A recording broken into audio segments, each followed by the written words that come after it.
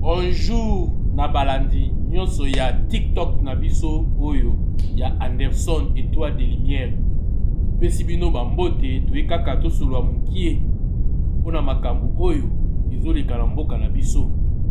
Président de la République autaki kosala oyo ezali conférence de presse na ye, abimaki na media aexplikaki mwa makambo ebele, alobaki ke AFC oyo ezokambama na nanga eza ya nanga te, nanga aza na étiquette, nanga aza na ye placebo, aza lilingi ya pamba, kasi eza ya Kabila. Président akosaki te, président alobaki ya solo. Yango wana eza ngai communicateur ya président de la République, défenseur ya peuple congolais. Naza ko défendre ba institution ya mboka nanga, yango wana na ye tosolola mwa mukie na lumbangu na expliquer bino ke président aza na raison. Izalinga Anderson bala babo leader charismatique ya diaspora mingi babengaka nga étoile de Dieu, étoile de lumière, étoile du berger. Misusu pe babengaka ngai aigle royal, aigle blanc, mingi pe babengaka ngai mot premier, lion indotable.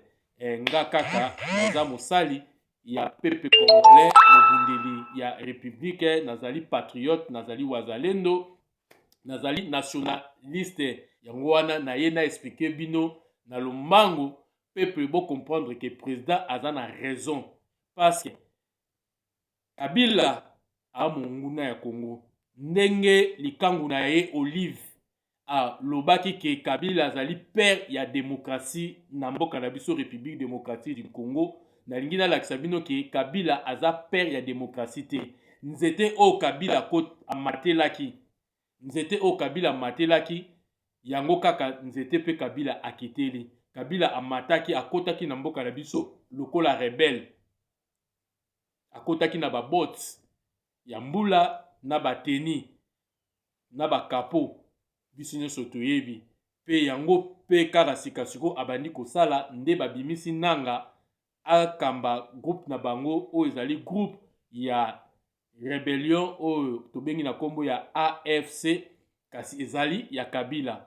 Tomoni ke lelo pe abimi atake rebelle akimi aofana na mboka mopaya azela atalaka ndenge avancement ya groupe na bango ndenge ebanda kokende. Soki ba réussir ye tokomona kobimisa mutu atake leader ya AFC, kasi soki ba réussir te akomi kota lokola koba kotaka na ndako na ye mikanga po toyeba ye te lisusu na kati ya mboka lokola meme nzoka mobongisi ya mabe mpo na Congo, ndenge kaka mwasi na ye alobaki ke Kabila azobaye na silence, aza mutu oyo atravaka mingi na silence. Yango wana résultat ya kotravaye ya silence ya Kabila, yango biso nyonso tomoni yango.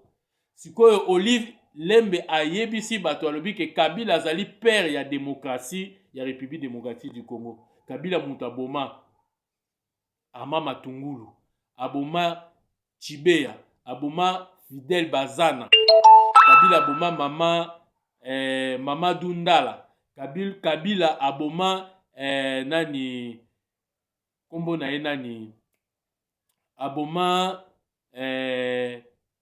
Katumba Mwake, Kabila aboma Papa Mundabi, Kabila aboma nani Trésor Kapangala, Kabila aboma Rossi Chimanga. Kabila abomi batebele akoki kozala père ya démocratie ndenge nini.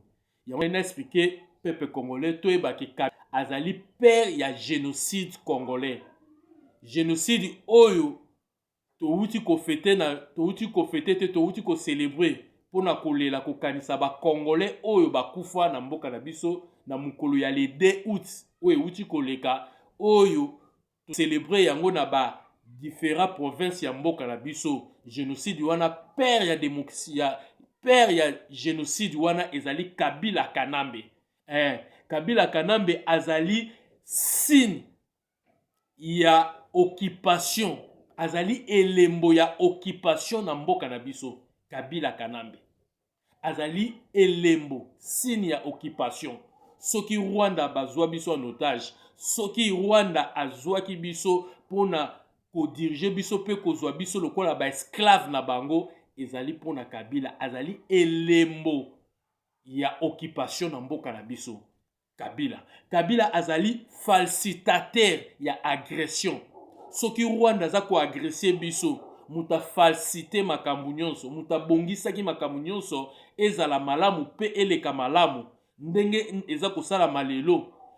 Kabila Kanambe yende a falsité Rwanda po agresser biso. Soki lelo Rwanda azala mutu makasi, soki Rwanda lelo azosala teti parce Kabila bongiselaka ye makambu nyonso. Kabila azali elembo ya infiltration na mboka na biso. Soki toza infiltré eza Kabila yende mutu asalaki ke na mboka na biso tosala brassage na mixage. Ba Rwandais bakota na ba institution mboka na biso, bakota na armée na police pe bazala ba candidat na élection présidentielle ba participer lokola ba congolais. Kabila nde azali infiltration parce que yende a infiltraki biso ti na sommet de l'état. Kabila yango wana soki mutu azoloba ke Kabila azali père ya démocratie, mutu wana foto bete mbata, mutu wana foto bambe ata eloko akoya kufa, mutu wana foto bete ata likofi ya makasi. Kabila na mboka na biso jamais tokoki ko honorer ye, jamais tokoki ko kanisa ye parce que azali père ya génocide. Plus de 15 millions ya peuple congolais bakufi tozo lela tozo kanisa lelo ezali pona Kabila. Azali elembo ya occupation. Soki to wutaki 18 ans ya occupation, Rwanda zwaki autorité, azwaki possession ya tous les 4 coins ya République démocratique du Congo. Eza pona Kabila Kanambe. Kabila azali falsitateur, a falsité agression. Tout le monde a ba M23. Kabila nem ta créé lelo a créé AFC. Ozoka mama nanga. Donc Kabila a falsité. Ezali agression na mboka na biso. Kabila azali elembo ya infiltration. Soki lelo ba infiltré biso. Yango wana likambo o président asengi na Constant Mutamba afongola. Ezali nini ya ba cadavre placard. Cadavre de placard. Yeah.